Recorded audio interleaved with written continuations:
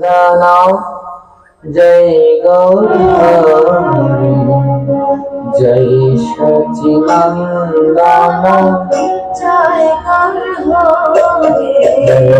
जय सच्चिदानंद जय गौर जय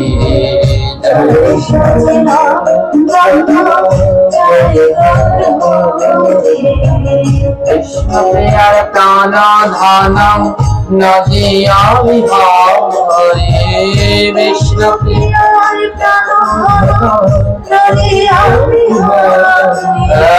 विष्णु प्रिय प्राण धन नदिया विहारी विष्णु प्रिय प्राण नदिया विहारी जय सच्चिदानंद जय गौरी जय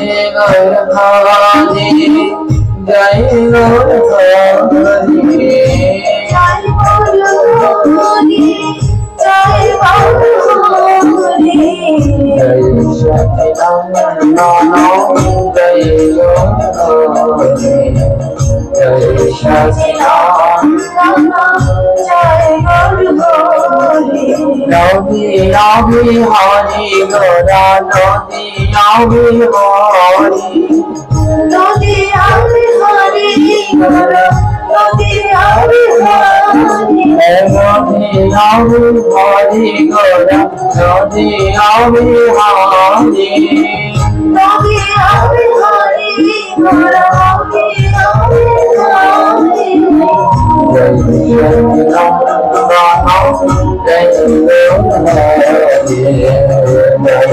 गोरा नदी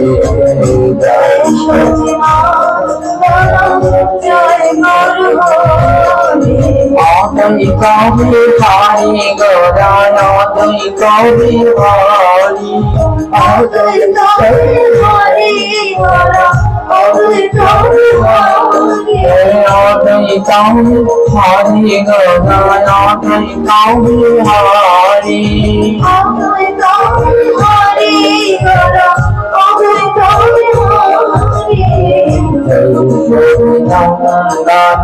जय गौर हरि जय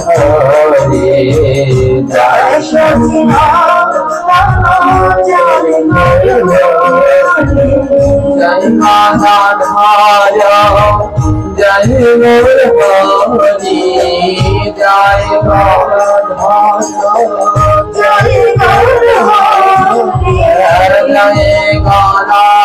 हरि जय गौर हरि जय गौर हरि नित्यानंद दानो धानो नदिया विहारी नित्यानंद नदिया विहारी गोरा गोरा विहारी नदिया विहारी गोरा जय राम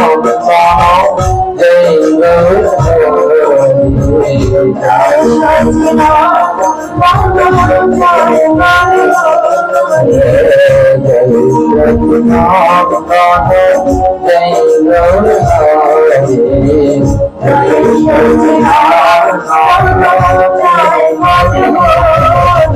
विष्णु प्रिय प्राण धन नदिया विहारी कृष्ण प्रिय प्राण नदिया विहारी नदिया विहारी गोरा रासुहारी नदिया विहारी गोरा रासुहारी वासुदेव प्राण धन नदिया विहारी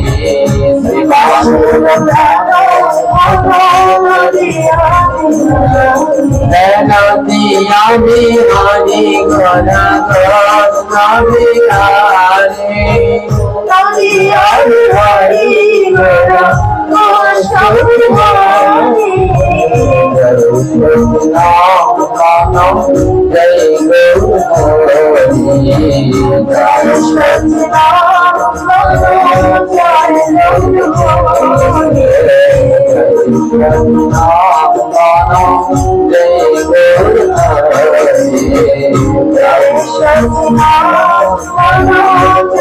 গৌর প্রেমানন্দ বালা সবাই জয় গৌর হারি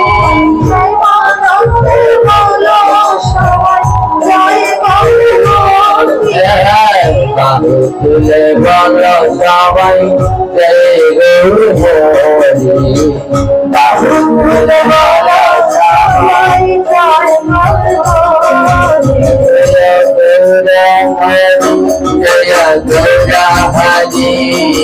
গৌর হরি জয়া গৌর জয়া গৌর হরি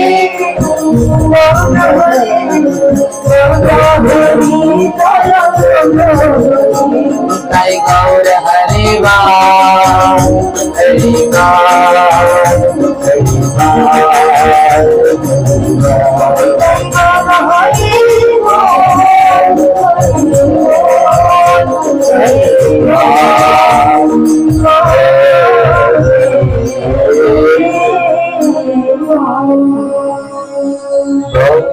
अपार करुणामय श्रीमती राधा रानी की परमेश्वर भगवान श्री कृष्ण चंद्र जी की दयाल ठाकुर श्री नित्यानंद प्रभु की प्रेम अवतार श्री चैतन्य महाप्रभु की आपन श्री गुरु महाराज की जय जय श्री निताई गौर प्रेमानंद हरि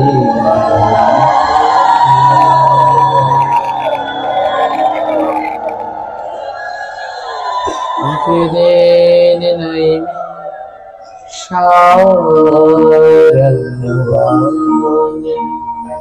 সুখদেব গোস্বামী আমার বসিয়া আছে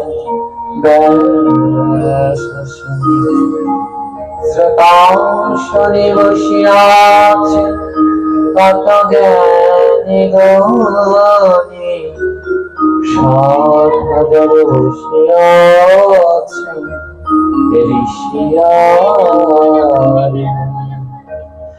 এক এক করিস্য সুখদেবে করেছে আলোচনা যাহা হইতে ঘটে দেবে যতে তার মধ্যে একই শ্লোক করিব সবে মিলে ভক্ত শ্রবণ করিয়ে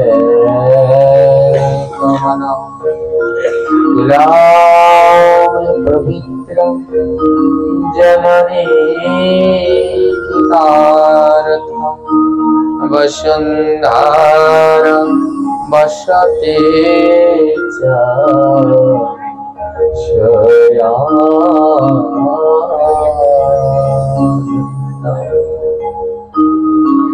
এই শ্লোকে ভগবান বলছে কুলাম পবিত্র যদি কোনো কুলে বংশে একজন কৃষ্ণ ভক্ত জন্মগ্রহণ করে বলে ওই কুলের আর ভয় নাই। যেই কুলে এক কৃষ্ণ ভক্ত জন্মগ্রহণ করেছে বলে ওই কুলের আর কোনো ভয় নাই। এক কৃষ্ণ ভক্তের গুণে ওই কুল উদ্ধার হয়ে যাবে। তাই কুলাম পবিত্র জননী কৃতার্থা, যে মায়ের গর্ভে কৃষ্ণ ভক্ত সন্তান জন্মগ্রহণ করে সেই মাকে বলা হয় রত্ন গর্ভা। যদি কৃষ্ণ ভক্ত সন্তান জন্মগ্রহণ করে তবে ওই মাকে বলা হয় রত্নগর্ভা। আর রত্নগর্ভা মা, এই মা কৃতার্থ যদি একজন কৃষ্ণ ভক্ত সন্তান পায়। জননী কৃতার্থা বসুন্ধরা বসতি চ সয়াধন্য। মা বসুমতী তিনিও ধন্য হয়, হ্যাঁ, যদি একজন কৃষ্ণ ভক্ত সন্তানের সঙ্গ পায়। এই বসুমতীর বুকে আমরা হাজার অপরাধ করি, পাপ করি। মা বসুমতীর বুকের উপরে বসে অগণিত পাপ। এই পাপ মা বসুমতী সহ্য করতে পারে না। তো মা বসুমতী প্রতিদিন কেঁদে কেঁদে গোবিন্দের কাছে প্রার্থনা করে, গোবিন্দ এই পৃথিবীতে আরেকজন কৃষ্ণ ভক্ত সন্তান পাঠাও। কেন? কারণ তুমি যদি আরেকজন সন্তান পাঠাও, সেই কৃষ্ণ ভক্ত সন্তানের চরণ ধুলি আমার বক্ষে পড়বে। সেই কৃষ্ণ ভক্ত সন্তান যখন লাফিয়ে ঝাঁপিয়ে আমার উপর কীর্তন করবে, আমার সমস্ত পাপের খণ্ডন হয়ে যাবে। তাই মা বসুমতী অপেক্ষা করে বসে থাকে কখন এক কৃষ্ণ ভক্ত সন্তান পৃথিবীতে আসবে। প্রথম দিনকার আলোচনায় আমরা শ্রবণ করেছিলাম সেই কচ্ছপের কথা, মনে আছে সবার? কচ্ছপ, দেখুন কচ্ছপের সঙ্গ করতে শ্রীহরি জলের নিচে কত বছর ছিল? 12 বছর ওই জলের নিচে ছিল। হ্যাঁ, 12 বছর ভক্তের সঙ্গ করেছে। তার মানে ভক্ত সঙ্গ কত দুর্লভ সঙ্গ। হ্যাঁ, ভক্ত সঙ্গের থেকে আর বড় কিছু জগতে হয় না। বড় দুর্লভ সঙ্গ হচ্ছে এই ভক্ত সঙ্গ। তো ভগবান কচ্ছপটাকে বলেছিল, কচ্ছপটা কদিনের জন্য ভগবানের চরণ সেবা করতে চেয়েছিল, মনে আছে? একদিন। ভগবান বলেছিল কোন জন্মে পাবে? ত্রেতা যুগে। 2 যুগ অপেক্ষা করো, 2 যুগ পরে তুমি জন্মগ্রহণ করবে, তারপরে তুমি আমাকে পাবে একদিনের জন্য। চিন্তা করেছেন ভগবানকে পাওয়া কতটা কঠিন। অমন দুর্লভ ভক্ত, সে মাত্র গোবিন্দকে পাবে একটা দিনের জন্য। তাহলে তার চরণ পাওয়া কত দুর্লভ, কত আরাধনার দরকার। তাহলে ভাবুন তো আমরা সারা জীবনটা ধরে কি করলাম। আজ সেই কচ্ছপটা ত্রেতা যুগে জন্মগ্রহণ করেছে। হ্যাঁ, ত্রেতা যুগে সেই কচ্ছপটা জন্মগ্রহণ করেছে। পরম ভক্ত জন্মিল এই না ধরাধার। পরম ভক্ত জন্মিল, পরম ভক্ত জন্মিল এই না ধরাধার। পরম ভক্ত জন্মিল মাধব আদমি হলো তার নাম। মাধব আদমি হলো তার নাম। মাধব আদমি হলো তার নাম। মাধব আদমি হলো তার নাম। সাদা মুখে বলে রাম রাম। সাদা মুখে বলে রাম রাম। সাদা মুখে বলে রাম রাম। সাদা মুখে বলে রাম রাম। রামায় প্রাণ কর রামায়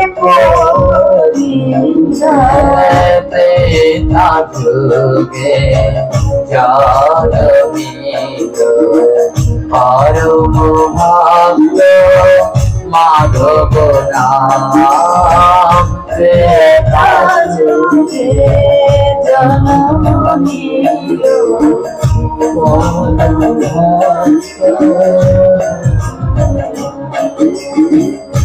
সেই কচ্ছপটা বেতাল যুগে জন্মগ্রহণ করেছে, নাম হয়েছে তার মাধব পাটনি।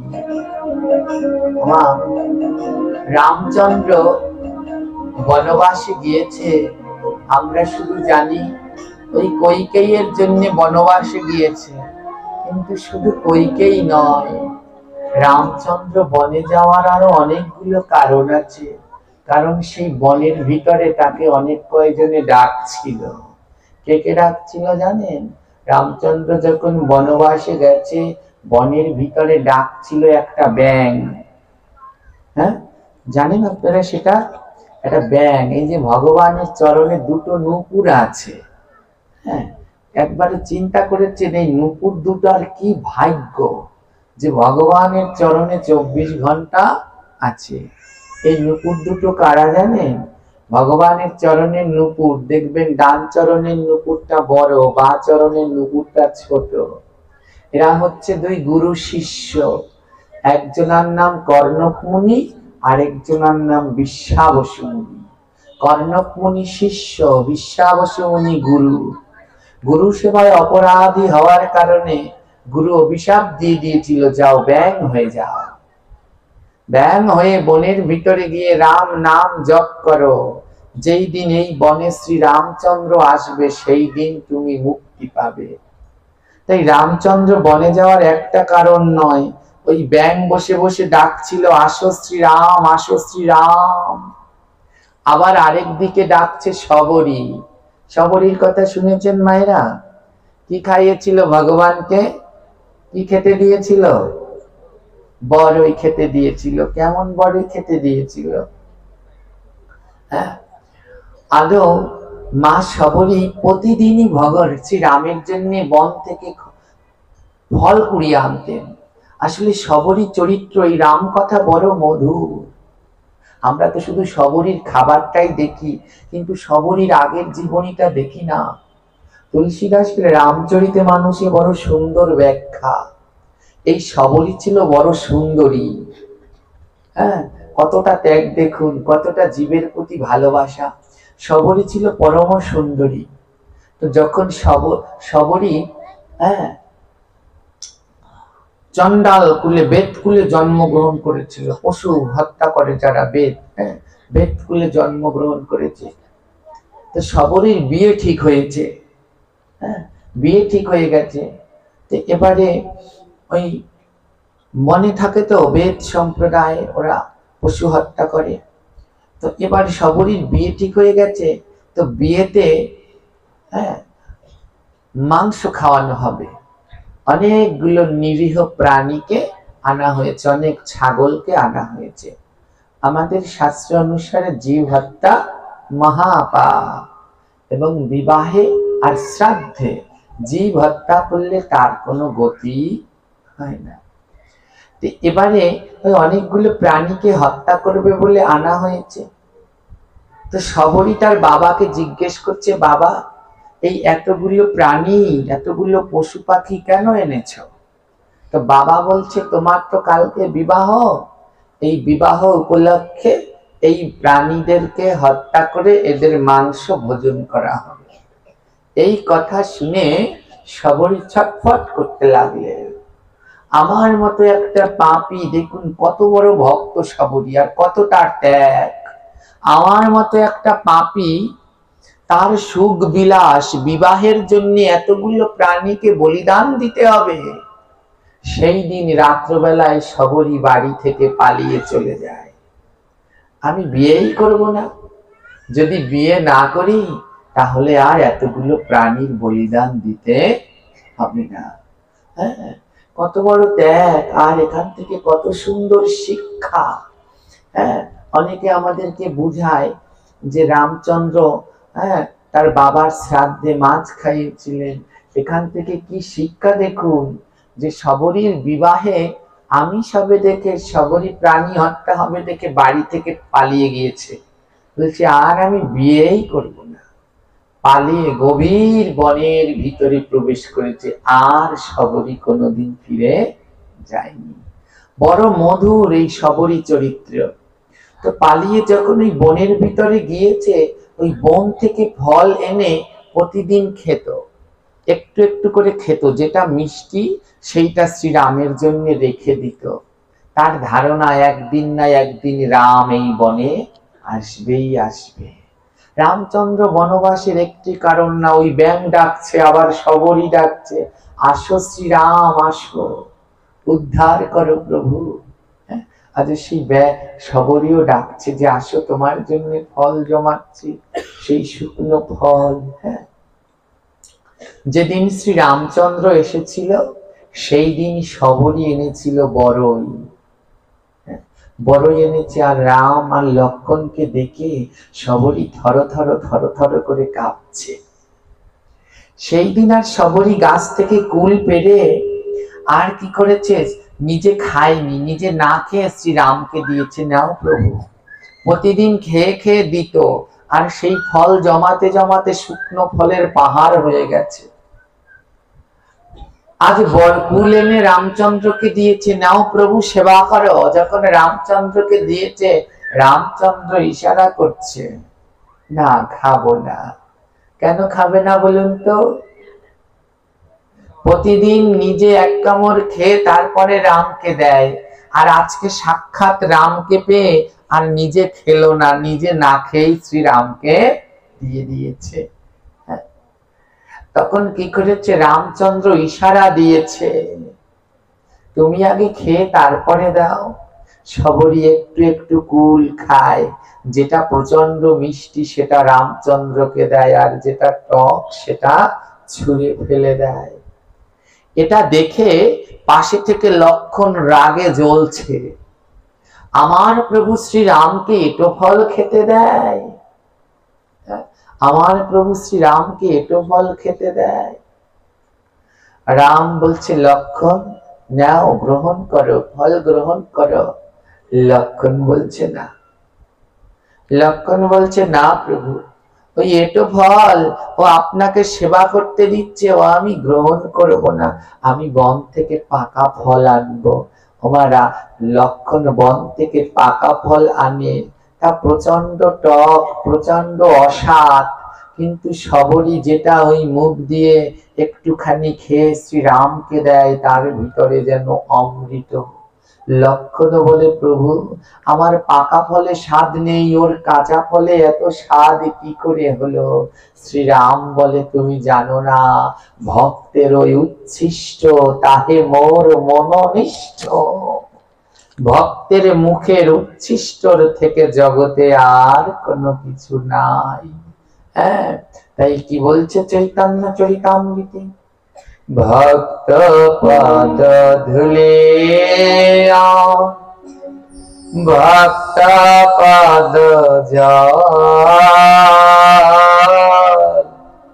ভক্ত ভক্ত উচ্ছিষ্টতি বৈষ্ণবের বলে, এই জগতে বৈষ্ণবের শক্তি তিন জায়গায়। ভক্ত পদ ধুলি, ভক্তের চরণ ধুলি, ভক্ত পদ জল, ভক্তের চরণ ধৌত করা জল, আর ভক্ত ভুক্ত উচ্ছিষ্ট, ভক্ত খেয়ে যে রেখে যায় সেই উচ্ছিষ্ট প্রসাদ। এই তিন জায়গায় হচ্ছে বৈষ্ণবের বল। আজ একদিকে সেই কর্ণমুনি ডাকছে, আরেক দিকে শবরী ডাকছে, আর ওই যে বনে রামচন্দ্র প্রবেশ করবে, সেই বনে যেতে হলে একটা নদী পার হতে হয়, আর সেই নদীর তীরে বসে ডাকছে সেই কচ্ছপ। নাম হয়েছে কি তার? মাধব পাটনি। কচ্ছপটার নাম হয়েছে মাধব পাটনি। আজ নদীর তীরে বসে শ্রী রামচন্দ্রকে ডাকছে, রাম রাম রাম রাম রাম রাম রাম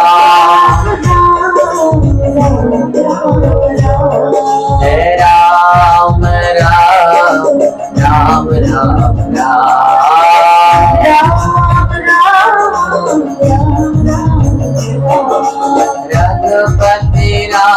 রাঘব রাম রাম रघुपति राघव राम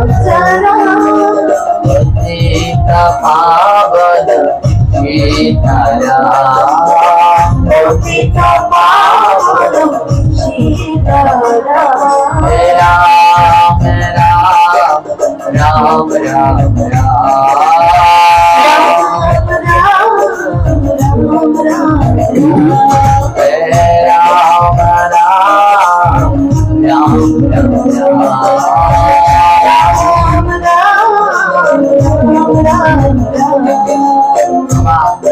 শ্রী রামচন্দ্রকে আজ ডাকছে।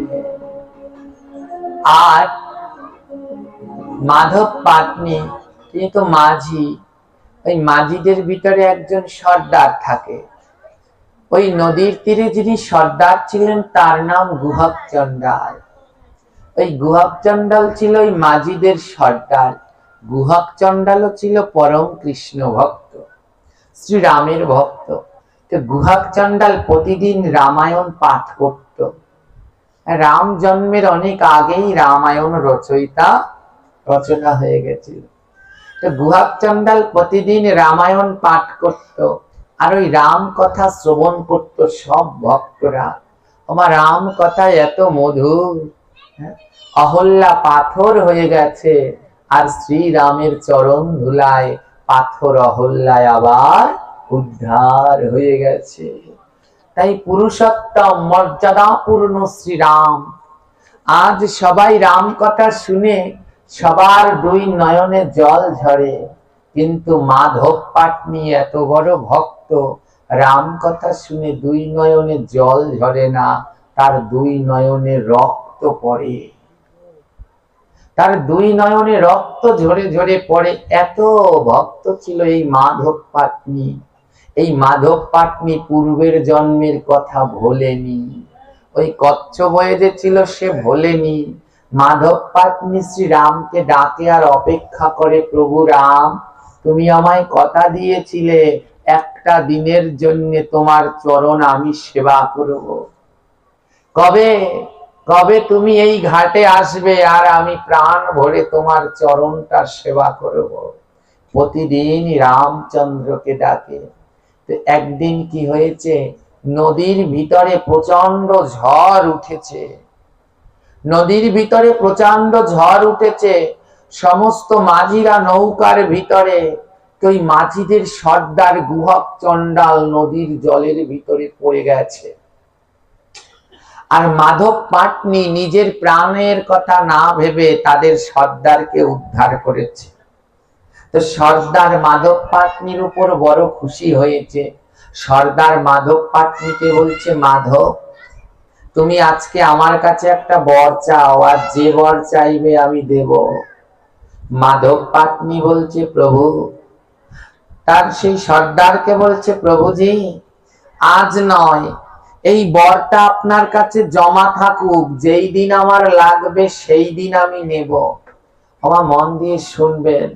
বলছে, বরটা আজকে নেব না, যেই দিন লাগবে সেই দিন আমি চেয়ে নেব। রামচন্দ্র রামায়ণের কথা প্রতিদিন গুহক চণ্ডাল পাঠ করে আর শ্রীরামচন্দ্র প্রাণ ভরে সেই রাম কথা শ্রবণ করে। আহা, রামের কি ভক্তি! আজ কইকেয়ী রামচন্দ্রকে বনবাস দিয়ে দিয়েছে। কইকেয়ীর জন্য রামের বনবাস। হ্যাঁ, কইকেয়ীর জন্য রামের বনবাস। রাম, লক্ষ্মণ, ভরত, শত্রুঘ্ন, হ্যাঁ, চার ভাই। হ্যাঁ, চার ভাই এরা কারা জানেন? রাম হচ্ছে স্বয়ং শ্রী হরি। হ্যাঁ, আর নারায়ণের হাতে যে চক্র, এই চক্র হচ্ছে লক্ষ্মণ। আর শঙ্খ, এই শঙ্খটা হচ্ছে ভরত। আর ওই যে গদা, এই কৈমুদুকি গদা হচ্ছে শত্রুঘ্ন। হ্যাঁ, শ্রী হরি তার চার অংশ নিয়েই রাম, লক্ষ্মণ, ভরত, শত্রুঘ্ন হয়েছে। দেখুন রামের কি ভক্ত। আজ রামচন্দ্র বনবাসে যাবে, রামচন্দ্র নিজের মাকে প্রণাম করছে না। রামচন্দ্র প্রথম প্রণাম করছে সেই বিমাতা কৈকেয়ীকে। কৈকেয়ীকে প্রণাম করছে কেন? জগৎজিৎকে শিক্ষা দিচ্ছে, পুত্র অপুত্র হয়, মাতা কভু কুমাতা নয়। বলে পুত্র অপুত্র হতে পারে, মা মাই, মা কোনো সময় সৎ হয় না। আমরা এরকম ধারণা সৎ মা। রামচন্দ্র শিক্ষা দিলেন মা কোনোদিন সৎ নয়। রামচন্দ্র গিয়ে কৈকেয়ীকে প্রণাম করছে। এইদিকে সুমিত্রা এসেছে, বনবাসে চলে যাবে তো রাম লক্ষ্মণ আর সীতা। তো সুমিত্রা এসেছে বরণ করতে। সুমিত্রা বরণ করতে এসেছে, লক্ষ্মণের মা সুমিত্রা। সুমিত্রা রামকে আগে বরণ না করে আগে বরণ করছে লক্ষ্মণকে। কৌশল্যা জিজ্ঞেস করছে, সুমিত্রা তুমি রাম তো বড়, রামকে আগে বরণ না করে লক্ষ্মণকে কেন করলে? সুমিত্রার মতো মা হও। কেমন মা দেখেছ? বলে ভাই তো তখনই ভাই হয় যখন ভাইয়ের সেবায় ভাই লাগতে পারে। সুমিত্রা রামকে আগে বরণ না করে লক্ষ্মণকে বরণ করছে। কৌশল্যা বলে এ কি করলে সুমিত্রা? তুমি আগে তোমার ছেলেকে বন পাঠাচ্ছ কেন? ওকে আগে বরণ করলে কেন? সুমিত্রা কৌশল্যাকে বলছে, দিদি আমি লক্ষ্মণকে আগে বরণ করে দিয়েছি কেন জানো? ও আমার রামের সামনে থাকবে। রামকে বরণ করলে রাম তো আগে ঘর থেকে বের হবে। যদি রামের কোনো বিপদ হয় তবে কে রক্ষা করবে? তাই আমি আমার ছেলেকে বরণ করে বলেছি, যা লক্ষ্মণ তুই রামের অগ্রে অগ্রে থাকবি। আর রামের যদি কোনো বিপদ হয়, রামের গায়ে যদি কেউ বান মারে, তবে সেই বান তুই বুক পেতে নিবি। যা লক্ষ্মণ তুই রামের সেবা কর।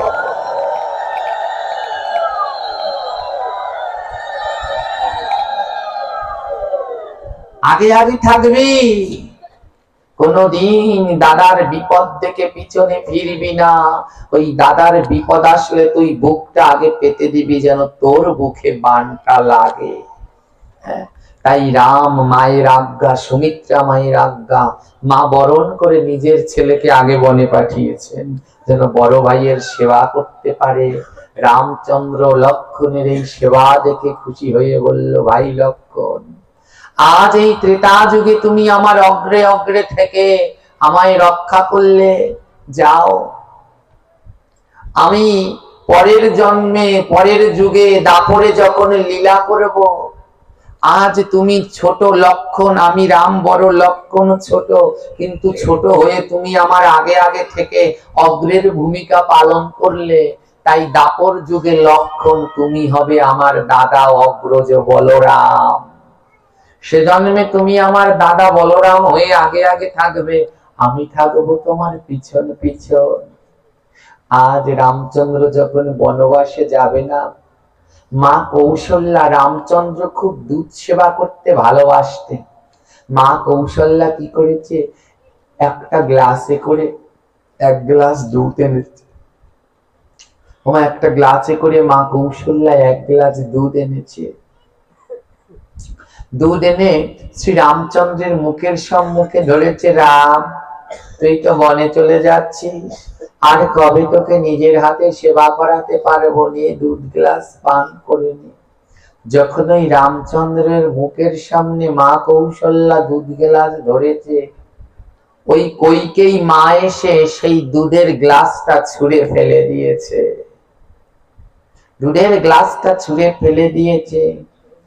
রামচন্দ্রের এতে কোনো দুঃখ নেই, কিন্তু দুধের গ্লাসটা ফেলে দিয়েছে। পরে কৌশল্যা মা কাঁদছেন নয়ন জলে, মনে বড় কষ্ট পেয়েছে। কেঁদে কেঁদে কৌশল্যা মা গোবিন্দের কাছে বলছে, প্রভু গো, নিজের সন্তানকে এক গ্লাস দুধ পান করাবো সেই অধিকার আমার নাই, আমি এত বড় অপরাধী প্রভু। রামচন্দ্র বলছে, যে পাপ করবে তার কোনো ক্ষমা নাই। বিমাতা কৈকেয়ী দুধ ফেলে দিয়েছে, রামের কষ্ট নেই, কষ্ট লেগেছে কৌশল্যা মায়ের মনে। সেও তো মা, শ্রীরামচন্দ্র তখন কি বলল জানো? হে কৈকেয়ী মা, হে কৈকেয়ী মা, পরের জন্মে তুমি হবে আমার গর্ভধারিণী মা। এখন ত্রেতা যুগ আসছে, দাপর যুগে, হে কৈকেয়ী তুমি জন্মগ্রহণ করবে, তোমার নাম হবে দেবকী। আর দেবকীর উদারেই জন্মগ্রহণ করব আমি শ্রীকৃষ্ণ হয়ে। কিন্তু সেই দিন আমি কৃষ্ণ হব। আজ তুমি দুধ ছুঁড়ে ফেলে দিয়েছ, ওই দুগ্ধ আমায় পান করতে দাওনি, আমার গর্ভধারিণী মায়ের দুগ্ধ আমায় পান করতে দাওনি। যেই দিন ওই ত্রেতা যুগে তুমি, দাপর যুগে তুমি কৈকে দেবকী হবে, তোমার গর্ভে আমি হব, কিন্তু তোমার দুধ আমি পান করব না। হে মা কৌশল্যা, তুমি দাপর যুগে হবে মা যশোদা, আমি দেবকীর গর্ভে জন্মগ্রহণ করব, কিন্তু দেবকীর দুগ্ধ পান করব না। আজ তোমার দুগ্ধ ফেলে দিয়েছে, তাতে কি? দাপর যুগে আমি কৃষ্ণ হয়ে এই যশোদা মায়ের স্তন পান করব। জগতের জীবী বলবে যশোদানন্দন শ্রীকৃষ্ণ গোপাল চন্দ্র ভগবান। সেই কৈকেয়ী তিনি জন্মগ্রহণ করেছে দাপর যুগে, নাম হলো দৈবকী। আর কৌশল্যা জন্মগ্রহণ করেছে, নাম হয়েছে যশোদা। মা দেবকীর গর্ভে কয়টি সন্তান হয়েছিল? 8টি। 8টি সন্তানকে জন্ম দিয়েছে, কিন্তু একটা সন্তানকেও দেবকী দুধ পান করাতে পারেনি। হ্যাঁ, মায়েরা যখন বাচ্চারা দুধ না খায়, তখন মায়েদের স্তন পান না করে, তখন মায়েদের শরীরের ভিতরে খুব যন্ত্রণা হয়। দেবকী তখন নিজের দুগ্ধ নিজেই খলন করতেন, আর সেই দুগ্ধ দ্বারা মাটি ভিজে যেত। আর ভিজে মাটি দিয়ে দেবকী ওই কারাগারের মধ্যে কি করবে? নিজের দুগ্ধতে মাটি ভিজে যেত, আর সেই কাদা মাটি দিয়ে দেবকী মাটির থালা, মাটির গ্লাস এইগুলো তৈরি করত বসে বসে। একদিন ভগবান শ্রীকৃষ্ণকে বলছে, কৃষ্ণ কৃষ্ণ তুই, আমার জীবন তো ধন্য হতো রে বাবা, যদি আমি মা হয়েছি, সন্তান যদি একবার স্তন পান করত। একবার যশোদা যেমন গোপালকে নিয়ে স্তন পান করিয়েছিল, একবার আমার কোলে গোপাল হবি?